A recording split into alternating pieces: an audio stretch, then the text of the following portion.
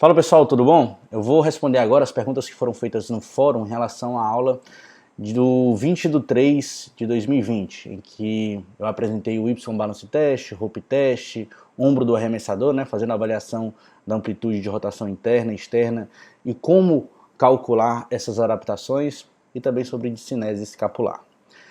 Beleza? Então vamos lá. O Luan fez a pergunta em relação à classificação de discinese escapular, se elas podem ser cumulativas. Basicamente, a pergunta dele era o seguinte: se o paciente apresentar, na hora que eu estou fazendo a avaliação, a partir da classificação de Kibble, em que eu faço a avaliação do paciente com peso, como eu já falei para vocês, um peso com a carga subjetiva de acordo com a capacidade que o paciente tem de suportar, de executar esse exercício. Então ele pode ter uma proeminência do ângulo inferior, do bordo medial, do ângulo superior da escápula. Se ele apresentar mais de uma dessas proeminências ósseas, você classifica ele com os dois tipos de escápula.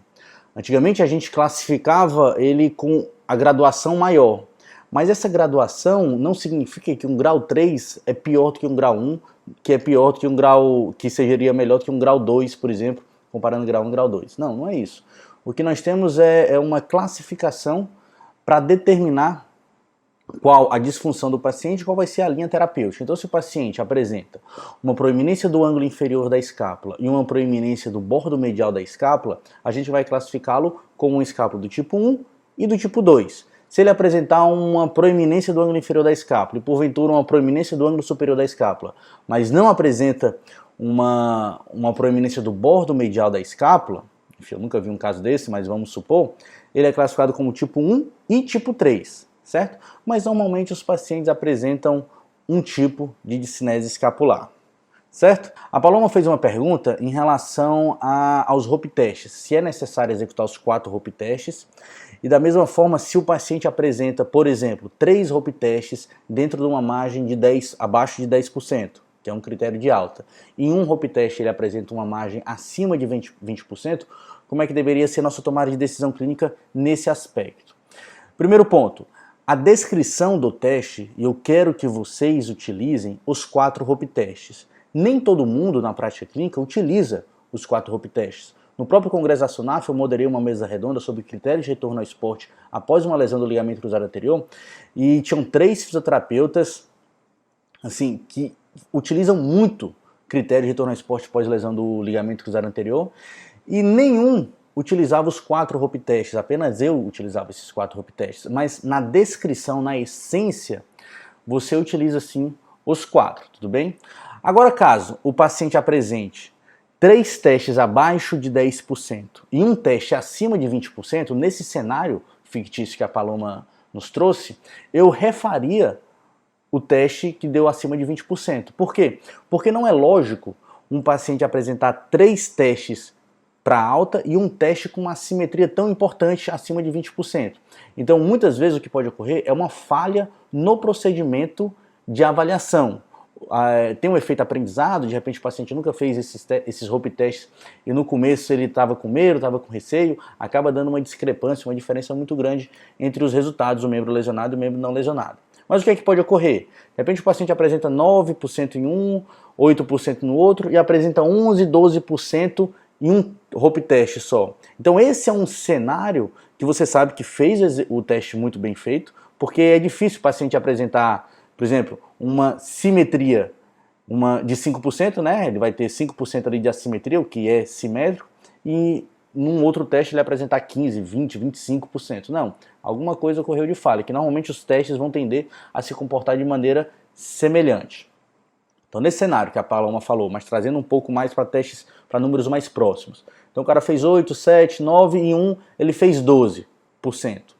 Eu consideraria apto para retornar ao esporte, certo? Porque 3 foram dentro dos critérios e 1 não foi abaixo de 10%, mas foi muito próximo. E, claro, o teste de retorno ao esporte compõe outras avaliações também. Então, o sino isocinético está ok, os questionários IKDC, ACLRSI estão ok, então isso já inclina para uma alta do paciente.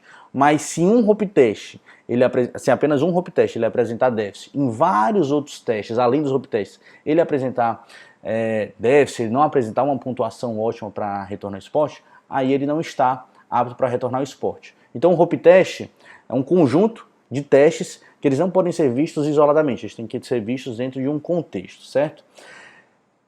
Vamos lá.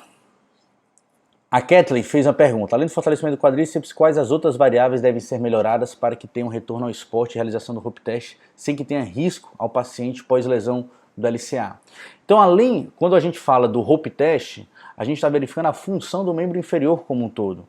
Então, nós sabemos que o maior músculo, o músculo que tem um torque, capacidade de gerar um torque maior no membro inferior, vai ser a musculatura do quadríceps. Muitos desses pacientes que têm alteração no rope test, o problema vai estar no quadríceps. Mas claro, nós não podemos negligenciar nesse conjunto, principalmente tríceps sural e musculatura do complexo glúteo, que aí vai tanto o glúteo médio quanto o glúteo máximo principalmente. Que esses três grupos musculares, tríceps sural, quadríceps e glúteo máximo e glúteo médio, eles serão responsáveis pela propulsão e pelo amortecimento, pela aterrissagem também.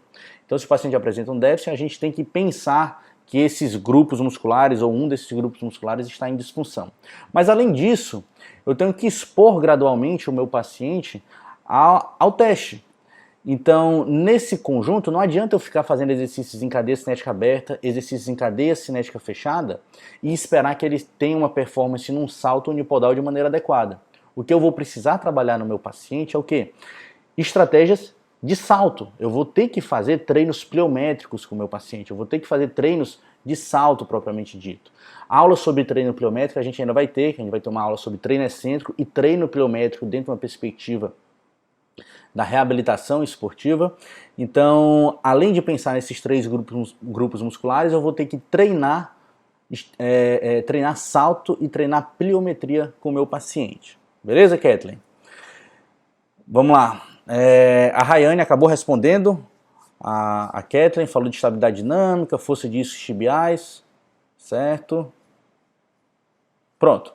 Exatamente, trabalhar estabilidade dinâmica pode ser um cenário, força de isquiotibiais, claro que a simetria de isquiotibiais, lado lesionado e lado não lesionado, assim como a simetria em relação agonista-antagonista, isquiotibiais com quadríceps, da perna homolateral, vai ser importante. Mas dentro desse contexto que a Rayane falou, eu acho muito a parte do medo e insegurança do paciente. Como o paciente nunca fez um treino de salto, um treino pliométrico, na hora que ele vai fazer um rope test, esquece. E eu já peguei muitos pacientes, na hora que vão fazer o teste, pacientes com mais de 6, 7 meses pós-operatório de reconstrução do ligamento cruzado anterior, na hora que a gente ia fazer o rope test, olhava para mim, eu vou ter que saltar, e saltar só sobre a minha perna que passou para a cirurgia.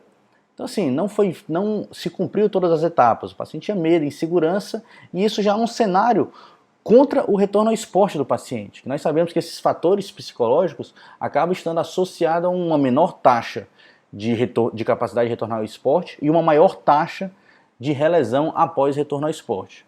Então, muito bem lembrado pela Rayana sobre a parte de medo e insegurança do paciente, tem que ser trabalhado também nesse cenário dos rope tests, quando o paciente tem uma assimetria importante.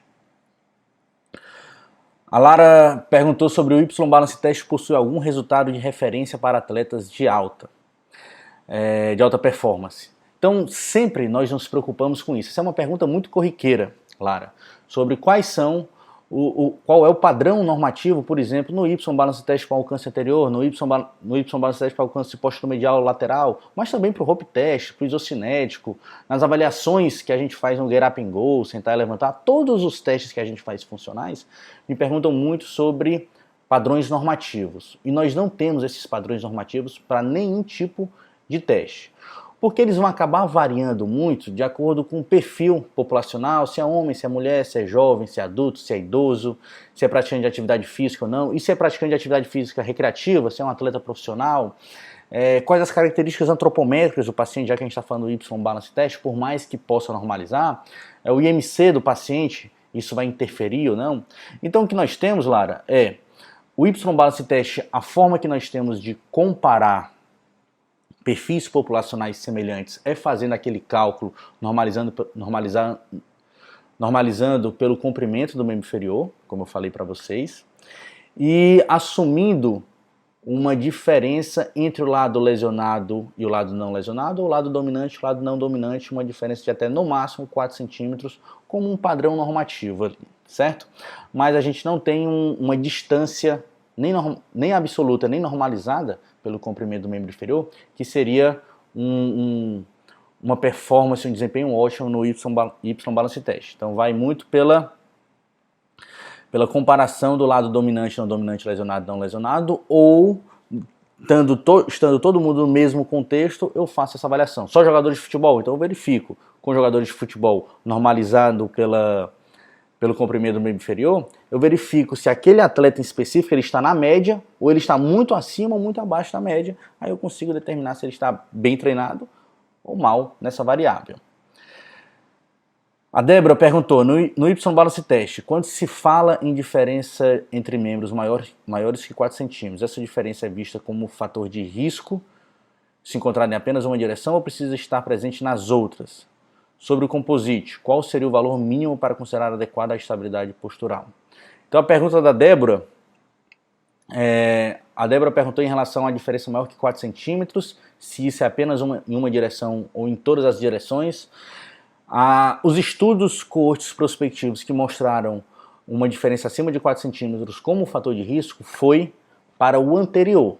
Então parece que o anterior é um alcance que acaba sendo mais associado com lesões, certo? Não estou dizendo para você não fazer o posto-medial e o posto-lateral, mas você tem que ter uma atenção maior para o alcance anterior, porque ele realmente é que os estudos coortes prospectivos falaram que ele é um fator de risco para lesão quando maior que 4 centímetros, e em pacientes que passaram por uma reconstrução do ligamento cruzado anterior, o Y-Balance Test anterior em 3 meses, acima de 4 centímetros, uma diferença acima de 4 centímetros, foi relacionada com piores resultados funcionais em rope test, em questionário, em retorno ao esporte, em 6 meses de reconstrução do ligamento cruzado anterior.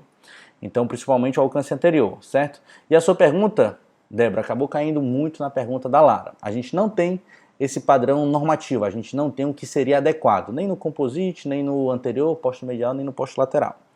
Beleza? A Micaele perguntou se o Y-Balance Test pode ser utilizado como um critério de alta. Boa pergunta, pode sim ser utilizado.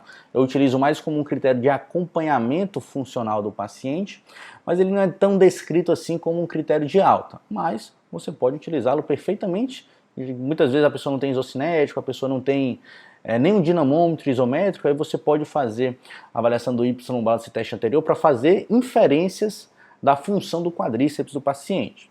É possível. Discinese escapular, caso um atleta venha a tê-la, mas não tenha prejuízo na funcionalidade. Mesmo assim, isso pode ser um fator de risco para futuras lesões ou não interfere? Micaele, essa é a pergunta chave, certo? Então, discinese escapular, na hora que a gente avalia, muitas vezes nós vamos encontrar assim uma alteração do movimento da escápula, independente se a pessoa tem ou não lesão no ombro. E a gente não consegue determinar muito bem, ao certo, se isso tem relação, se isso é um fator de risco para lesão no ombro arremessador. Eu já vi estudo, se eu não me engano foi no futebol americano, falando que aqueles atletas com escápula do tipo 2 acabaram tendo mais lesão no ombro. Mas é muito difícil falar que as lesões no futebol americano são prioritariamente por mecanismo traumático direto, então é muito difícil. Basicamente, o que é que nós temos?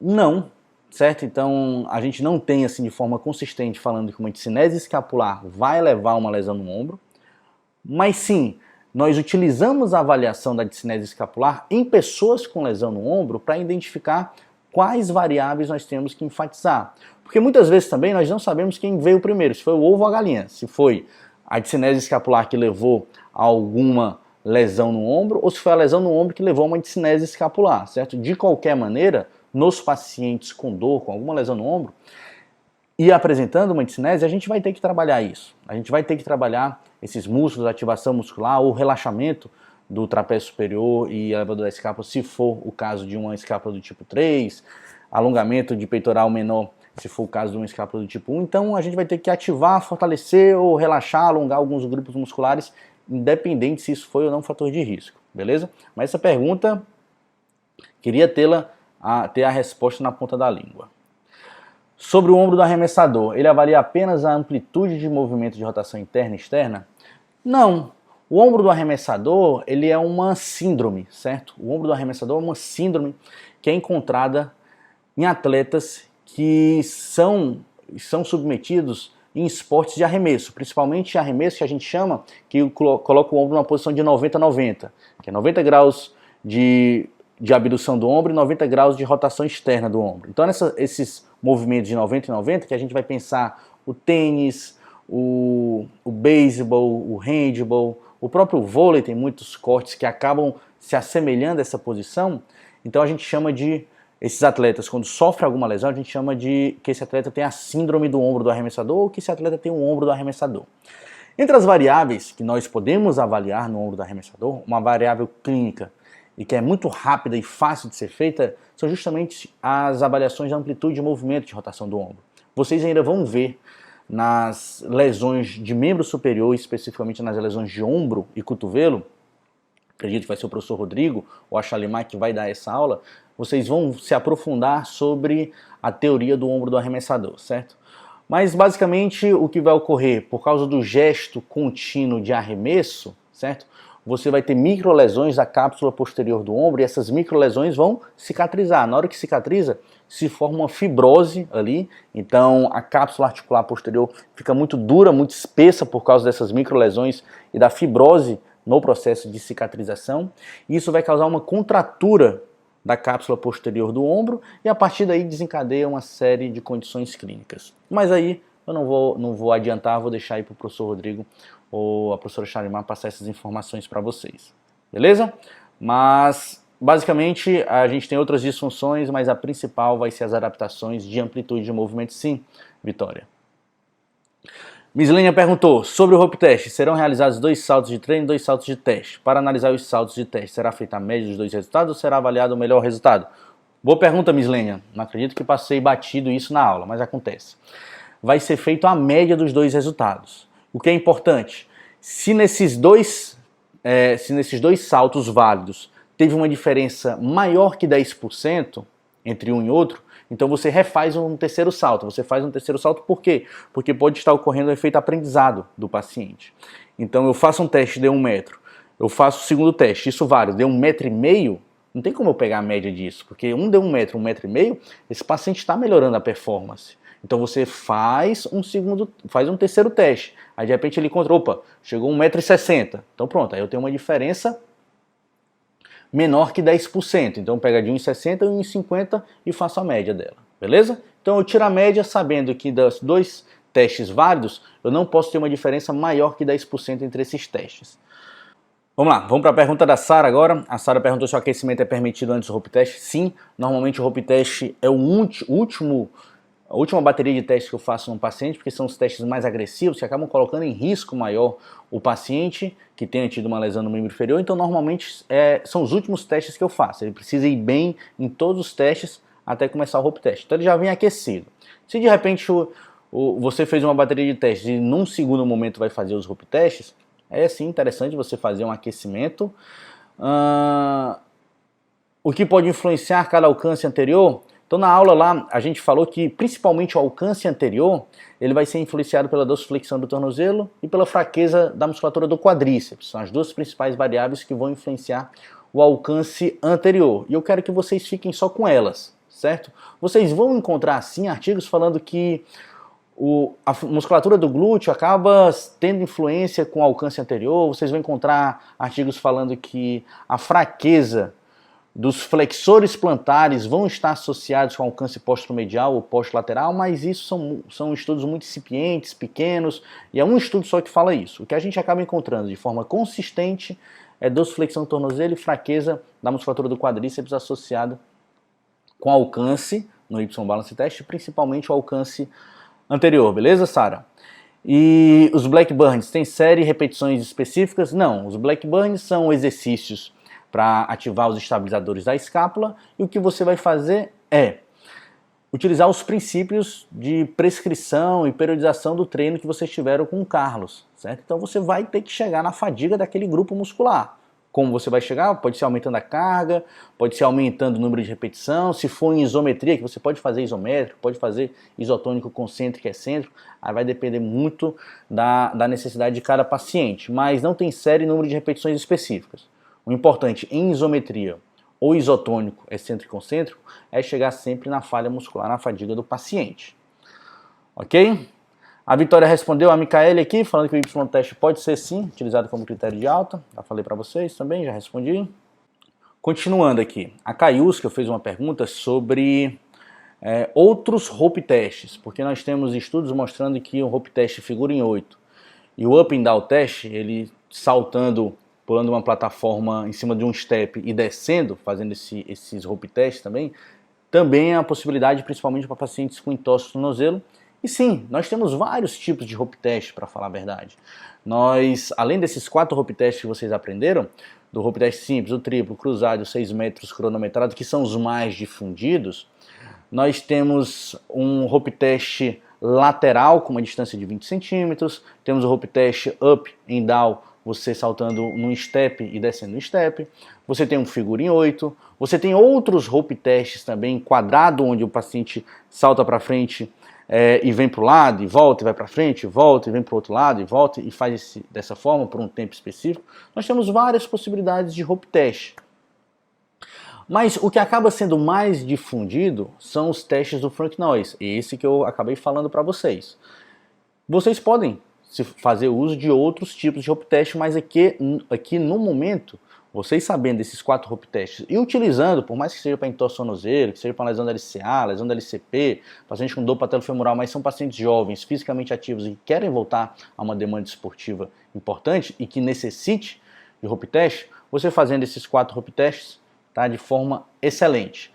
Para lesões para entorse tornozelo, a gente tem alguns que podem ser melhores e tal, mas aí já fica muito específico e aqui não seria esse momento, beleza? E ela perguntou também se o paciente fez uma reconstrução do tendão do calcâneo e se ele pode fazer esse rope test.